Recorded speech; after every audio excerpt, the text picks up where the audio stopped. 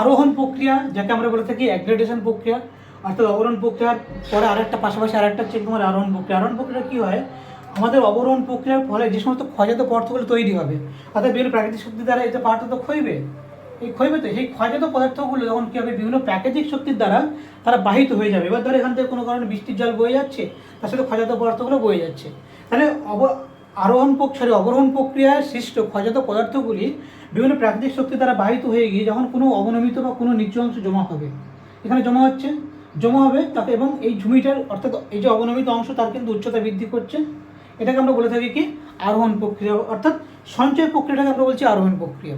নদীর দ্বারা সঞ্চয়, হিমবাহের দ্বারা সঞ্চয়, বায়ুর দ্বারা সঞ্চয়, সমস্ত সঞ্চয়গুলোকে আমরা বলবো কি আরোহণ প্রক্রিয়া। বুঝতে পারলাম জিনিসটা? তাহলে এখানে কি হচ্ছে, ভূমির উচ্চতাটা কিন্তু বৃদ্ধি পাবে এবং এটার সময় বৃদ্ধি পেতে পেতে পেতে পেতে এটা সমতল ভূমিতে কিন্তু পরিণত হয়ে যাবে।